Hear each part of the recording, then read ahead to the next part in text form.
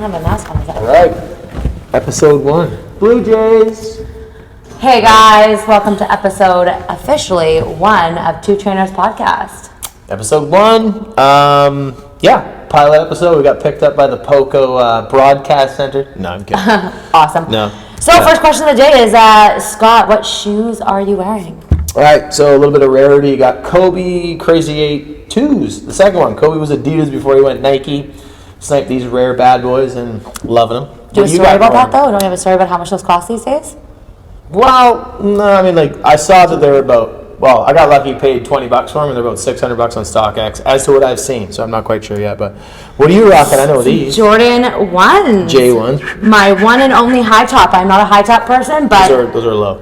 Oh, okay, they're low. For me, they're high. I think they're high tops, but yeah, they're pink and white and black. You can't go wrong. Yeah, those are sweet. Awesome. Jordan 1 can't go wrong. All right, okay, so last week, we had a couple good topics of conversation. We want to bring forth some stuff nutritionally and for the trainers. So I'm going to kick it off just with a bit of a nutrition question. So all right, this is the stuff we get hit with a ton, right? And with nutrition, there's endless amount of information and data out there. There's the ketogenic diet, Mediterranean diet, vegan, plant-based, carnivore, you name it. So as people come towards us for help, what is something that you immediately want to do to help somebody lose 10 pounds? So for anybody out there right now, what would you want them to do first nutritionally and then habitually? So on their journey for a 10-pound loss. Ooh, okay, so I guess the first thing nutritionally I'd want them to do is probably cut out sugar, minimize refined sugar. So, sugar in like candy, sugar in pop, sugar in, chocolate bars, all that kind of stuff. I think refined sugar versus sugar you found in fruit juice or natural sugars, that's okay. But I think taking out refined sugars and lowering the alcohol intake would be the first two things. I would nutritionally, do. whatever. Nutritionally, yeah. So habitually, what would you what's a habit you want them to integrate into their life immediately?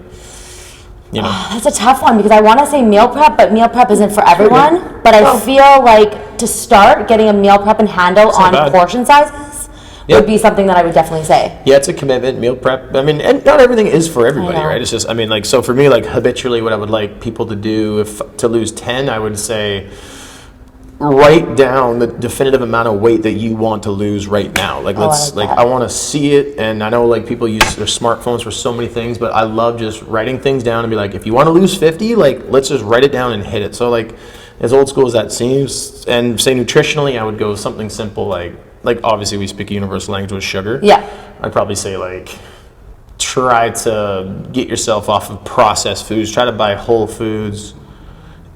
Just make your own meals if you can. That's a tough one for me because try to do it. Tough one for me because I think there's 5 things that I would do, and I think processed food is definitely a lot too. Well, what's your take on calorie counting? That's a big thing that people do still, and it's neither right nor wrong. But it's a huge thing, and I've had a couple people slide into my DMs to be like, just so you know, it's not all about calories, which it's not. But I do think that understanding what your basal metabolic rate is, so your BMRs for the day, and then adding on with your environment, exactly, and then adding on from there. I think that's huge calories, understanding calories. What is your take on that? Well, calories it's like thermodynamics, calories in, calories out, and whatnot. But it's quality of calories, right? And I think sometimes we keep evaluating things off of certain apps, which is totally fine. You gotta calculate it out, right? But I still think some people need to do is, I think sometimes as trainers, nutritionists, whatever, people want to eat how, say if they're logging their food, they want to have the perfect week for us. Or I'd rather see somebody's authentic, real week. Don't try to impress the trainer or the nutritionist.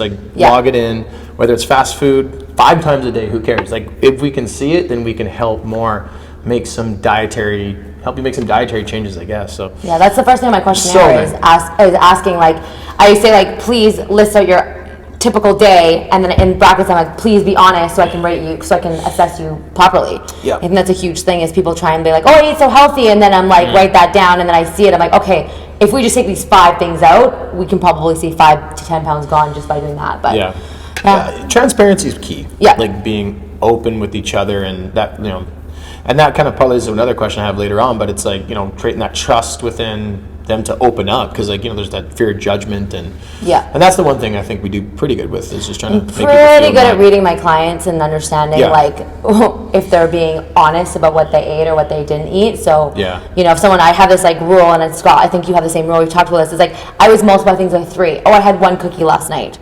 They actually had like 3 cookies. Mine be like multiplied by 10. Yeah, Scott in his cookie comment last week. Or like if I I only had 1 glass of wine. It's like, okay, I know I don't have 1 glass of wine. So it's like, okay, multiply by 3, right? So then that's when I can be like, okay, well that 1 cookie that you had was actually probably 3. And they're like, yeah, how'd you know? It's like, well, you're not going to stop at 1, right? So. But for me, I do think moderation is bullshit a little bit. Like for me personally, like it's important to strive for. No, I say moderation Moderation is so important, and it's ideal, but I know for myself, like moderation, like I don't know it. Like you've seen my meal sizes. Yeah. Right? Like You mean your sauce sizes or your meal sizes? I'm gonna put a picture one day of what's Scott and his sauces, and you guys are gonna be either really just amazed that he's so lean, or really just, no offense or anything, disgusted that what he puts on. Hey, sauce. I love them. It's a burger. It's a salad with a burger. Yeah, it is. Yeah. It is. Yeah. I love burgers. That's why I love. So it kind of correlates with how I've done it, right? So I can't judge anybody for what they decide to do, because how I do it is the way that I do it, designed by me. So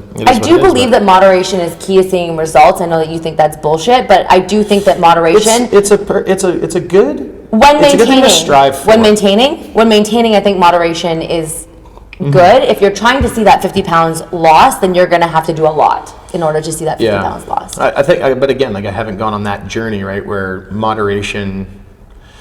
Like I haven't had to go on a big weight loss journey. So like me, for moderation, it's something that's so out there to grasp, because like weight loss is so tough. Like losing weight is so tough.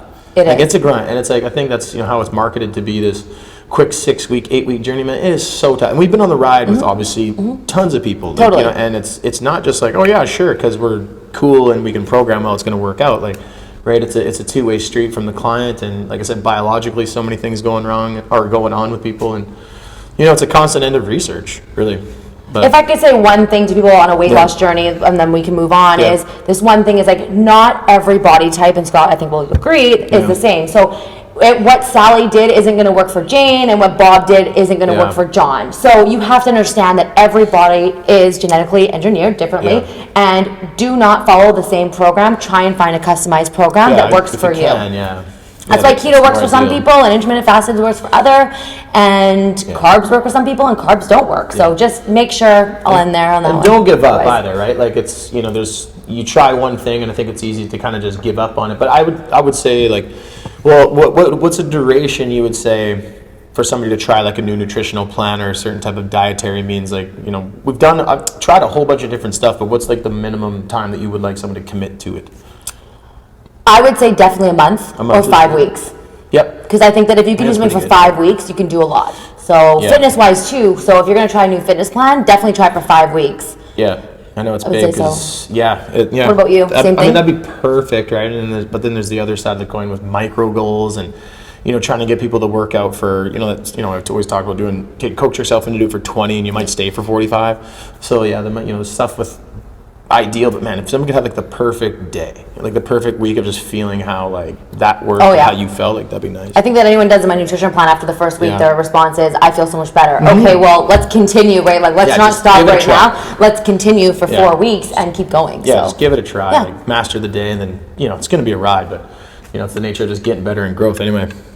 All right, you got some embarrassing something for me or not? I know, I told Scott, I'm like, I got a couple of heavy questions for you today. So I do want to dive a little bit into the colitis story with Scott. I know, and I was going to warn him about it, but I'm not. But I believe in holistic approach with nutrition. I also studied holistic nutrition, and I believe that environment and what we create does play a big part in our health. Now, I know that when you got UC, you were trying out for the Lions, correct? Do you think that the stress of trying out for the Lions has anything to do with why? I know we've had this conversation before, but I want to bring it up because I believe it does, to a certain degree, the stress that your body was put under. I think I was sick way before. Oh, you think so? Yeah, that's why. Like, I know it seems like this, like, some people have asked me that before. Yeah. I think they think it's just like I've a asked cute thing. before. Yeah, So I was sick way before, Okay. and like as I've looked at it, like I think sick in a lot of ways. So how, like, describe, like, sickness, like, nutrition or, like, body-wise, did you just not feel right when you were trying out for the Lions, or, like... No, I didn't. It's an interesting story. I'm going to link it, too. To be honest, I don't think I felt right for a few years. Oh, okay. But I just didn't really see or notice or care at the time. Like, you're playing, you're doing, you're focused on, like, all I wanted to do was get a scholarship and crack the CFL. Those are two things I thought about in my mind every day. Scholarship, CFL. Scholarship, CFL. That was that. Hell or high water. So do you think you can offer someone any advice that is not feeling well and trying to obtain a goal? Can you tell us, like, something you would do differently then? I'd say just go blindly and go hard until you break. Okay. I think that we need an actual honest, this is a great story. And again, I'll link it later, guys, so you can see it. It's a an awesome personality defect, I would consider it. Like, I was hyper competitive as a young person, as an athlete. Like, I know a lot of our friends are. And you just blindly go, but just try if you can. Keep people in the know. Like, talk to your mom. I know it sounds kind of crazy, but let somebody know how you're feeling if something's going on, and then somebody that you trust, not somebody who's going to nag you, not somebody who's going to worry, because that's why I kept it, because personally I think I had a lot of worriers, so I didn't want to worry anybody. But if you can find somebody who is maybe not the worrying type, or even is, let someone know, and then they can kind of keep you accountable and help you out, because I found out too late. However, it's made me who I am today, so I don't regret it. But anyway. All right. There we go. Good question. Colitis. What a topic. GI health. Gosh. Okay, so this is gonna go into back into fat loss and weight loss, and we're in this industry again, multi-billion-dollar industry, fat loss, weight loss, fitness in general. We obviously have things that we believe we'd like to change. That's why we're doing what we're doing. Mm-hmm. So, what is something you would like to see the industry change from its approach to fat loss and weight loss from a marketing perspective? Because as we know, we see Instagram and social media, and it's this easy journey. So what would you like to see from a weight loss perspective, from a marketing perspective? I would love if at any time... Scotty just... Yeah. I would love that any time someone from an MLM company, so multi-level marketing, was to promote any sort of diet without being actually certified, if they weren't allowed to do that and they were tagged. In a perfect world. I believe that there's too many people with no certifications offering advice. Yeah. And I just feel, you know what, here's some advice. I would love if that every time you reached out to a personal trainer or a nutritionist and asked them for advice, you ask for their certifications. Because no one asks me, and I'm sure no one asks you either. People just assume I do nutrition. They have no idea where my certification comes from. Or there's a trust thing there, Yeah, and they trust me, great. But I believe that anyone seeking nutritional advice for fat loss or weight loss that isn't on a, if you don't have any sort of other complications, you should be asking where. Yep. And marketing-wise, I would love for trainers who are certified or nutritionists that are to post everywhere where they're certified, so people can know where to go and be trusted. Because, I see so many people putting forth information, and they're not nutritionists, they're not dietitians, they're not health experts, they're not even coaches. They just it's a hobby. It's a hobby. Yeah. And they just read a book. For them, and then they go online and they read an article and they're like, oh, I can be certified in, fat loss because I read an article online, or I have a book and I read it and now I'm going to promote this diet that's in this book. But no one's going to know. Yeah. We know. Well. But from a marketing perspective, I would really love that if you were a nutritionist or a dietitian, that you actually just started talking about it, so people who are credible can actually help those, because people that are not credible, they're not going to help you. They're going to help you for 2 minutes, and that's about it, and you're not going to see long time. It's the industry in a nutshell, right? It's been hot and bothered off that question. Well, it's been smoking. Well, it is. It's smoke and mirrors in the fitness industry a lot of the times, right? It shows you where you want to be, and the insecurity that plays on it, and I have the magic pill, or I got the magic plan, and I have the magic answer for this. And anybody who, let's say, knows that there's no magic there's no secret plan. It's it's a journey, and there's no one right way, but people really want to market towards them having the answers, which that's the fitness industry in a nutshell right now. Fat loss is it's a topic that personally for me, I find it weird how we focus so much on losing opposed to building muscle. When fat loss and you want to lose fat, burn more by building more, right? But we focus on this losing mentality of, hey, I want to lose, but usually when you lose something, you're going to find it at some point. So I find how the semantics with weight loss, fat. I know it's kind of deep, and I know it's kind of crazy, but that's how I when I've thought about it. I've always kind of thought it was a little bit bizarre. It was brought up by a friend of mine a couple of years back, and why do we think weight loss? Why do we think muscle building? And I'm why don't? Because I think that the industry is also made it, and I know the weight loss industry is more so geared towards females, as we know, and I think that when you hear the word building, the first thing that people probably thought while watching this was like, well, I don't want to be bulky. Yeah, it's that like, makes sense, okay, let me just clarify this right now, and I know you guys have heard this before. Blind, It's like, we're blind science guys, right? So we're just like, we don't... You cannot get bulky as a female unless you lift every single day really heavy, correct? Lift, eat, and supplement. Right, and supplements with steroids. And that's the only way you're gonna get bulky. So I think that when you say that, I would love for females to understand the building and building muscle. And you it's gotta like live in a surplus. You gotta eat a lot more, lift heavy, and that's the only way you're gonna get bulky. And I think that then when you said why don't people want to? It's no different than any other training program for a guy, right? It's like if you want to build muscle, like eat more, lift heavier, less cardio, less working that system. But you said it right there, and it literally triggered me. It's like building muscle, and I feel like a lot of females have a fear. Yeah, fair enough. It's you want to build lean and muscle, right? And that's the thing is when people hear build muscle in order to see change. Big, like a few years back. That was a stigma we were fighting through for years. Was like a female coming forth and be like, I don't want to get bulky. And you're like, Like it's interesting to think that you could get bulky, but at the same time, like everybody's learning, right? Like everybody's figuring out their bodies. They don't know what's going to happen. All they see is like people bulking up, or say if Scotty's doing a bench press and whatever, is she going to look that way if they do the same exercise? So I will say the women that that's so fun, such a good industry. I will say that the women who are more defined muscular, I guess, definition, all that, they've trained to be like that. They didn't wake up one day and they didn't just become muscular like that. Quick training tip: if you want to get leaner, isometrics. I'll throw that out there right now. There's a golden gem. If you can become isometrics, if you can become friends with isometrics, look it up if you don't know what it is. Do more of those. I hate it, but it works. So, I will. Anyway, I will also say yes. Isometrics is great. 37, but still. Not young, but isometrics, huge. Trainers, clients, anybody out there who wants to train, look it up. This goes into another question of mine, training-wise. From a male perspective, what piece of advice would you give to a male trainer to help create comfortability with a female clientele base? This is tough. Yeah, it is. I want to say this one thing, and I'm not like saying this just because we're partners and everything. No, it's cool. Scott has got to be like one of the few male trainers that is non-threatening, I would say. Non-threatening, and every trainer in our building will say that, and everyone that trains with Scott will say he's non-threatening. If anyone says he's threatening, you haven't trained with Scott. So, from a female, I would say helping a male trainer out there, because I've worked with tons of them, we've seen tons of them. Please don't be creepy. But what is creepy? Please don't hit on your Please don't hit on your client. Please don't, unfortunately, sleep with your client. Please don't say anything sexual about your client. Like, I know there's one thing, but please don't do those three things.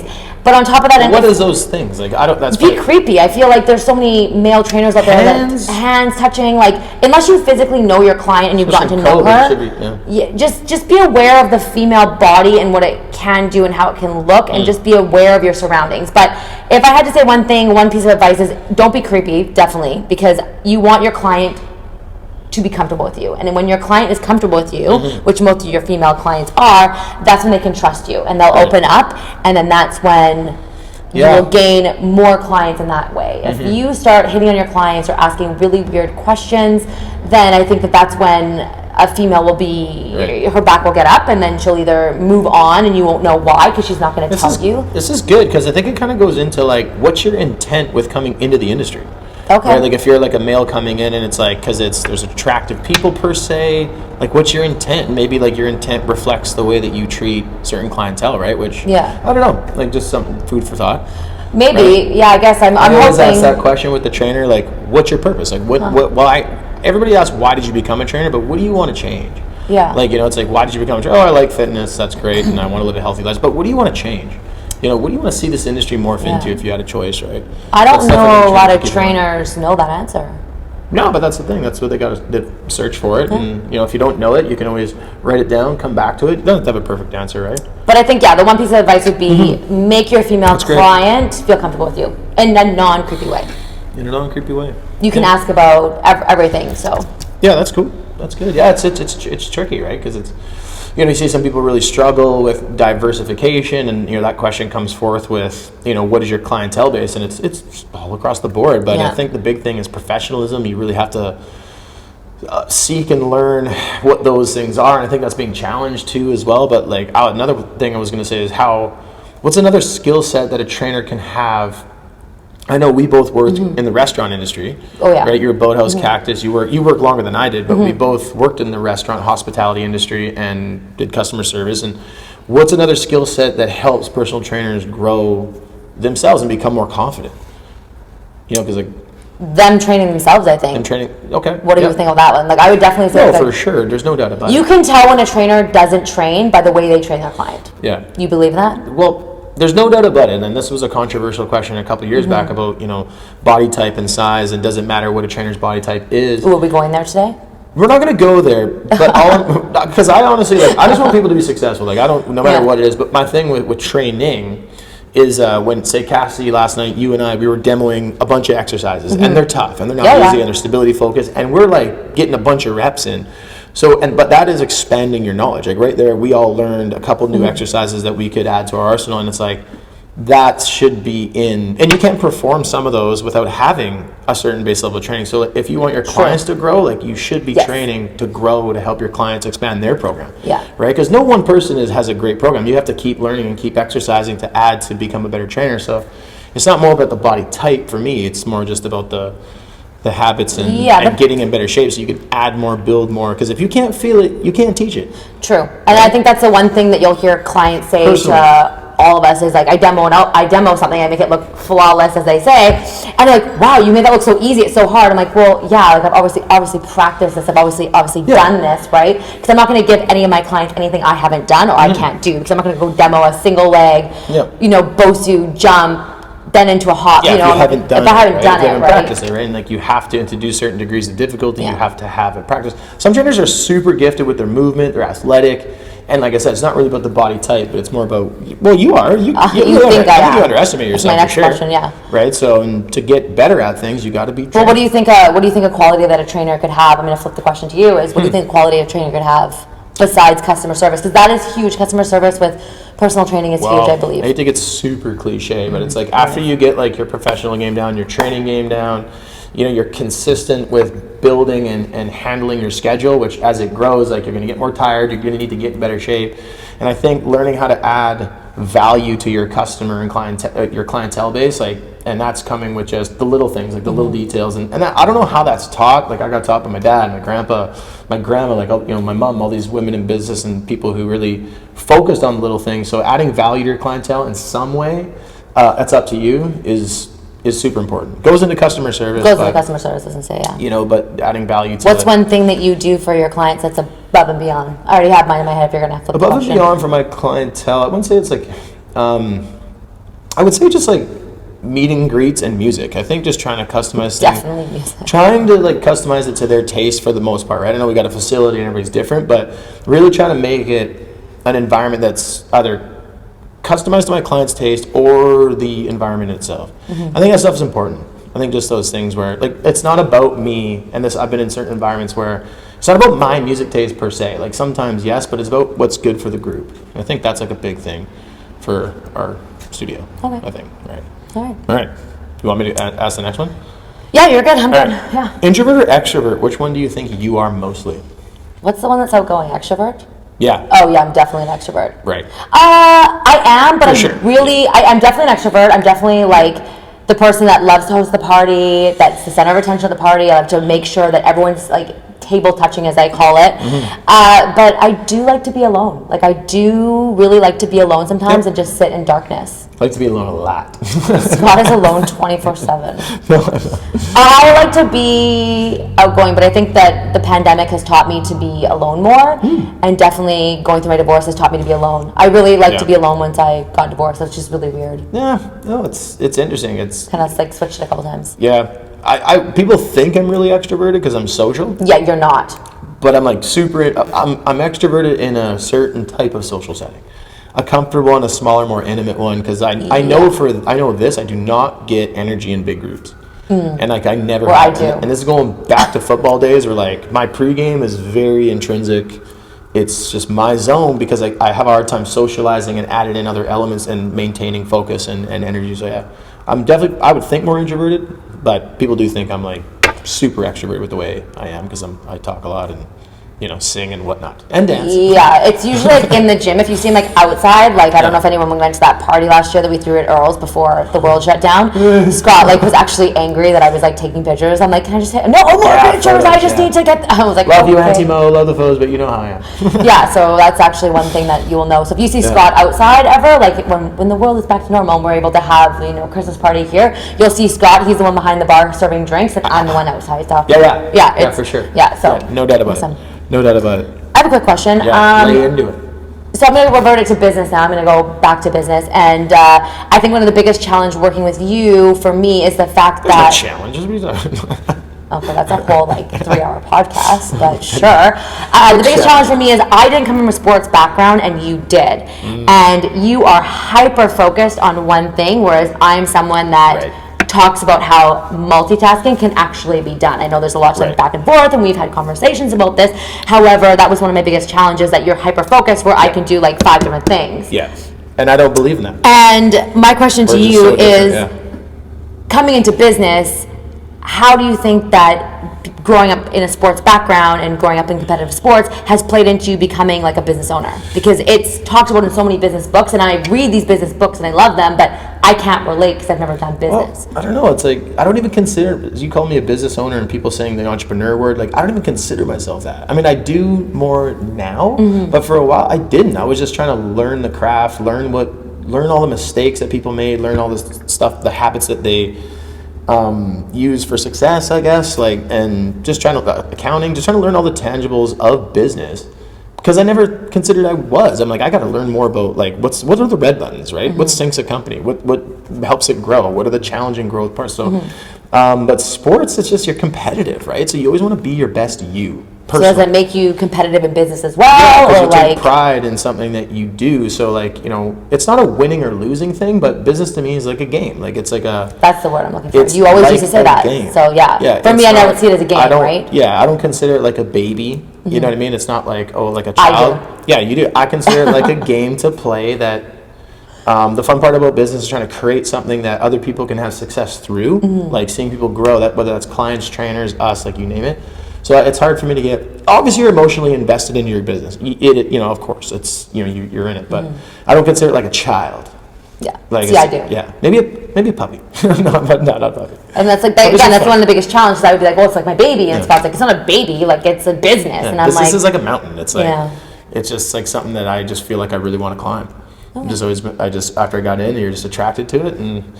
It is addicting. It's fun. It's hard. It's challenging. It's exhausting in such a good way. And everybody has to kind of find their own purpose, but sports helps because you want to be your best you and have a team that does well, and you don't want to be a liability. Yeah. I don't want to be somebody who lets you down. I don't want to let our team down. and that's how I was in sports. I don't want to let our squad down. So I have a book question for you. What business book would you recommend to anyone out there? Ooh. And I would love for it to be a sports-related book, because I know it's kind of hard, and I probably should have warned you, and I'll give you a couple seconds, I'll talk. Sports-related only because I've read a lot of sports-related business books. So a business owner that's a sports guy, and I find them super... I love them, and I've never grown up... And you got more interested in it. I know. The last couple of years, I would say. Yeah, but there's some books I'm trying to figure out. I can't even think of a book right now, so I'll let you... If you have to come back to that... Well, a good one is just you win in the locker room first. But what's a book? That's it. Oh, that's a book. Yeah. I was like, what do you mean you win in the locker room? Do you have it here? You win in the locker room first. It's, Jennifer knows it. It's, where is it? I don't know if it's in there somewhere. Yeah. I think it's up top. But yeah, no, win the locker room first is a great one to start with, because it just kind of talks about everything to do with team, and it pairs it synonymously with business and music and all those things that coincide. So yeah, it's definitely a big thing, but you got to be creative with business. You got to you can't. I think a big thing for me, which after reading certain books like The Tools of Titans and The Tribe of Mentors, and going through like a goal of mine 4 or 5 years ago was to get to know all the major entrepreneurs on the planet. That was the goal. I want to know a business. I want to know the CEO. I want to know the business. I want to know the founder. And then I started to read about all these people, and then what they did to de-stress, what they did to become successful, and then at some point I was it was so overwhelming just to see all these different methods and they all had different successes, and you're just be you, you know, like just be you as a business person, be you as an entrepreneur. And if you go shoot hoops to de-stress, like that's your way. You know, some people play chess, some people like to, you know, do poster boards or court, whatever. Like, and that's the cool thing about male and female is you get to see the different perspectives of what they do and just be you. So win in the locker room. There you go. Win in the locker room first. Highly recommend it. Yeah, try it out. Easy read, super light, couple hundred light pages. I would go with it. It's just one off the top of the cuff. All right, you're on a date at the Arms. Well, at least by the Arms, not the frickin' Bennett. Sorry. At least by the Arms, not the Bennett. Date at the Arms. What is something that a guy can do to bother you on a date that's just like a complete repeller? God. And then the flip side of the question is, what would bother you, and then what's like a good sign of a good date? At the Arms, though. That's so hard. I hate mindless conversations. Like this one? Like, what's your favorite color? What school do you go to? I want to like get like in the nitty gritty, and it's like hard. That's one of the hardest things. Questions. Yeah, we know it's blue. Clearly, shocking. But you know what I'm saying? Like, I hate meaningless conversations. You know, like when you're like, "How are you? How's it going? How's your day?" Right. What did you do today? Like, I would rather you ask me, like, why do I think the earth is round or flat than any other thing. So the minute I get bored on a conversation, I'm out. Like, that's the thing for me is I'm bored, I'm out. Boring combo. I actually, boring combo is one, and then something that's good is if you're... Good combo? Good. I need conversation. So, like, for me, looks aren't everything. Paying the bill.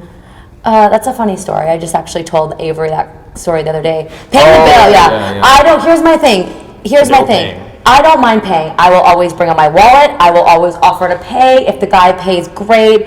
I obviously make my own money. I don't really care about paying. However, if the guy orders everything on the date for you, drinks, food, and everything, which has happened to me, I don't think he's gonna. Hopefully, he's not gonna watch this. Experience. If the guy orders everything from you on the date and then asks to split the bill, I am 1,000%, 209% out of that date. Like, you just ordered everything for me. You just literally suggested everything, and then when the waitress asks, "Can I split the bill, or do you guys want it together?" and you say split the bill, like, it's an automatic no first date. Like, don't try and kiss me, don't try and hug me, don't try and ask me out again. I'm out. Like, so if you're gonna be sure, like, I'm okay with the guy ordering. I think it's very sweet and romantic and old school. I've never done that. I thought it was weird, and then someone's like, "Well, I know, like that. You're right. It's chivalrous. It's got an old school. Yeah, it's got like an old school. Like, maybe you'll have. Yeah. And I'll have. The conversation went like this: "What do you normally drink?" And I'm like, "Oh, you know, gin on the rocks. Cool. We'll get 2 gin on the rocks." I'm like, "Oh, that's weird," but you know, like. But apparently, it was a kind and courteous thing. Apparently, it's a kind thing. So. But I never got taught that. But paying, I will always offer to pay and everything like that. The lady will have the spritzer. Okay, well, I'm gonna ask you a question. Actually, I have one. What is your biggest pet peeve with a woman? Your biggest pet peeve? Biggest pet peeve with a woman? Yeah. It could be like habitual, it could be like looks wise. How long do you got? No. The reason he's been single for so long, ladies. Biggest pet peeve, I would say. You have a couple. Biggest pet peeve, I would probably say like maybe like lack of ambition, like not lack of ambition. Yeah, like maybe laziness. Okay. Like laziness. What's your biggest pet peeve or biggest turn off? Pet peeve, if you want to go, I think if I know what you're trying to get at, is like clutter. Okay. Okay. Yeah, like cluttery. Like when things are cluttery? Like... Yeah. But I'm not talking about... I don't get over worked up about it. I'm talking about like what could like for me, the guy ordering my drinks and then me paying for the bill, that's a pet peeve. Like I'm talking like those kind of things. Like clutter is? No, I think clutter no, is. it's that you can... No, it's not a pet peeve of a girl on a date, or just a pet peeve from women in general? Like women in general. I guess clutter could be a thing. Clutter, I would say clutter. I don't know about that. Well, what would you think I would say? I don't know, that she's like too done up. No, because like, if you're comfortable, you're comfortable. I'm not gonna like bag on somebody if they're comfortable.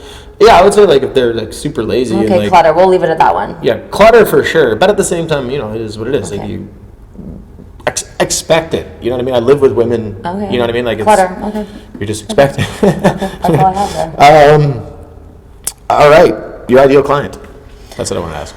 Okay, what kind of traits do they have? Your ideal client. Paint the picture of your ideal client. Well, I feel bad because all my clients are the same. I'm sweating now. Maybe they're all the same. They're not all the same. No, like, I know. They're all the same, you know. Just like think traits. Like, what's your ideal client? You want someone to walk through the door having like... I want them to be ready to work. I don't want someone coming in who's like, oh, I think I'm gonna go. Yeah, it has to be work ethic. You have to come in wanting to do the work. Not every single day. You're gonna have some down days. We go through a monthly cycle. I get it. You know, but I need that person to come in and want to have that like energy, that vibe to want to like either see results with their weight loss or see the results in building lean muscle mass. Right. And that's all I ask. I need you to work hard because I'm going to push you. Just a good effort. Just, you know. Yeah. What about you? What's your ideal client? Ideal is, as you said, like work ethic is important, but I think I got to transition to go effort. Like even if it's not your best day, like just putting the best that you got. And, you know, you're not going to feel your best every single day. Yeah. Like, there's just no way. But your best effort. I think what's really cool about our clientele, if I can touch on it really quickly, is how respectful they are. And I never thought, I never wrote that one down. When it comes to clientele and, you know, who we market for and want to work with, like, respect they're so respectful. Well, it wasn't always like that. Well, just like what we have here and like who's here. And like, I can't think of one person who just like isn't respectful. No, but again, it wasn't always like that. Puts in the effort and works hard and who's like ambitious and, you know, hardworking moms and business people, and we got like a ton of just. But I think it also comes down to us as trainers as well, because they see how hard we work via social media, or they know. Pardon? You are not lazy. You work out more than anyone else on this planet right now. No, I exercise. Okay, so he exercises. But I'm just saying, like, I think they see how hard we work, and how the trainer acts is how your client's gonna be. Yeah. Personally. Contagious with work ethic, I guess. Like. Yeah, that's cool. That's great. All right. What else do you got? You got something else that's going to take me out or what? Yeah, I talked about it last week, is I think I make the perfect chicken. Oh, yeah. Yeah, we talk about this. And Scott has, and I'm going to tell you a blooper reel on this, but first of all, while you eat, I'm going to talk about the chicken 1 second. Yeah. Oh, chicken. Yeah. I didn't see that brought it today. All right. Liz Knack's chicken. Okay, so I'm going to tell you how to make, I'm not joking you, the perfect chicken. So first of all my chicken, all my meat comes from Meridian Meats. Meridian Meats? Meridian's Farmers Market. Oh, so Meridian Meats Farmers Market. No, Meridian Farmers Market. Oh, okay, thank you, sorry. I've been shopping there forever, so I used to call them just Meridian. I'm shopping since like Meridian Farmers Market. Literally back when it was on Oxford. Love them. Poco favorite. Anyways, I'm just going to talk about the chicken for a second. So how I cook my chicken is honestly, all I do is I take it out of the package, I lay it on a baking sheet, I add salt, pepper, and Italian seasoning. Is this your own flavoring, or is this just like, oh, really? Yeah, oh, so salt, pepper, Italian. I thought it was a Meridian breast that was flavored. Italian, no, I don't buy the flavoring Meridian chicken breast, and I'll explain why in a second. But basically, you can just put that aside. So basically what it is just Italian seasoning, salt and pepper, and then I actually put about 1 tablespoon over 4 chicken breasts. Pop it in the oven for 350. And here's the secret. I use a meat thermometer, so I don't just guess. I cook it to 160. I usually pull it at 158, let it rest, and then it gets to about 160, 165. And that is why my chicken is so. Yep, so meat temperature of 160, and then a little bit of olive oil because I'm Italian and I cook with everything, but yeah. The chicken's, it's so good. Like I said, I love the chicken that you make. It's so good.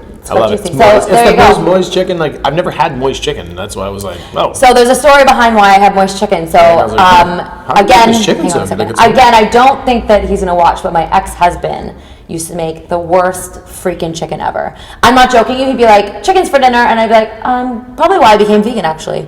But it was dry and it was disgusting. And actually, my chef at Boathouse at the time, he would laugh. He's like, how does your chef husband make terrible chicken? I'm like, I don't know, but it was just awful. So I sought out to make the world's best chicken, and that's it. So anyways, yeah. Delicious. Good. That's it. Right. Rapid fire. Okay, I'm ready for you. I got mine too. You gonna start? Michael Jordan or LeBron James? LeBron. Oh. Just kidding. Michael Jordan. He makes better shoes than LeBron. I don't really know LeBron. I was just kidding. Sings and not joke about. Are you a big town person or a small town gal? Ooh, I love Poco. I'm gonna say small town. Nice. Yeah, I'm definitely not big town. Yeah. What about you? You're small town. I'm definitely small space. I'm not even small town. I'm smaller than small town. I live in 400 square feet, and I'm happy. Small town for sure. I like small town. I like the little taste of the big city. Of course, we both live there, but one color for life: rose gold or black. Rose gold. Oh, ditching black. I know, rose gold. right? That'd be a sweet velour. My lovely therapist once told me, she said, you need to stop wearing all black, so I switched to rose gold. Interesting. So I'll tag her in this and say thank The you. all black, like the Italian way. Yeah, she's like, you need to. I show up in all black, and she's like, can you put some color on? And I was like, color? I'm like white. She's like, no, something like green or blue or something like that. She's like, stop with this black. I think everybody's kind of asked you that. Like, why are you always black? Okay, fine, rose gold. I know, I'm wearing all black today too. Hey, my shoes and jean jacket. Yeah, that's good. Great color. Great sneaks. Love those. Okay. Last book you read. You hit me up. So. The Dip by Seth Godin. I'm on a Seth Godin kick, and I think I've lived my entire business relationship with The Dip. Highly recommend it. Super easy. I actually have to put it down because I didn't want to finish it in 30 seconds. I don't want to like go off too much, but check out Seth Godin's work. Anything by Seth Godin is amazing. Trainers, you want to learn about marketing? Check out Seth Godin. The guy is passionate. He doesn't even call himself a marketer. Just I don't want to ruin it, but get to know Seth Godin. He's unreal. Purple Cow, Dip are the two last books I read. I highly recommend them. Linchpins in this shelf here, so they're all great reads. He's phenomenal at what he does. He was one of the originators who created Hotmail, like everything we use, stuff that we used to use fundamentally. So worth it. Check him out. Okay, my quick fires for you. Oh, rapid fire for me. Yes. Who plays you in a movie? Ooh. Besides Owen Hunt. Channing Tatum. Channing Tatum. I got Channing Tatum. Can you dance like him? I was gonna say like Willem Dafoe just for fun. No, Who's William Dafoe? Willem Dafoe. He's in Boondock Saints. Great actor. Or Edward Norton. Just because like I just want to go. Okay. All right, so pick one. I just said Channing Tatum. Okay. Scott, do you have a secret talent that we should know about? Secret talent? Yeah, actually, it's my quick fire question. That's actually funny. What's one talent that people don't know you have? One talent, like I don't know. I think most people know I play guitar. Who know me at least. I think I'm a pretty good like organizer.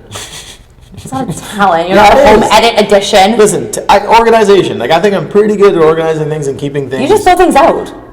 Well, but at the same time, like symmetry. I'm good with symmetry. I was gonna say drawing, but people don't. I'm not that good at drawing anymore. I used to be good, but Scott used to go. What is it? Architecture? Yeah, but like I used to be good at. No, it's not that hard. I just wanted to be an architect, and I was good at drawing at one point, and then I lost it. Simple. That's all. My grandma finds it interesting, but. Do you find women complicated? Yes or no? Yes or not no. more complicated than me. Okay, fair enough. And my last question for rapid fire before we complicated, but is what is your favorite restaurant of all time? Chevron. He's not joking. He freaking loves Chevron. Don't judge me, man. He eats those wraps. I don't know how he's got food poisoning. Going from my chicken to I keep Chevron. saying it's a pandemic thing, but I feel like it's just the way I always want it to be. Anyways, that's all I have. There we go. Awesome. Thanks a lot for tuning in, guys. Until 2 weeks, bi-weekly, Two Trainers podcast. She's Liz. I'm Scott. Thanks for tuning in. We'll talk to you soon. Bye, guys.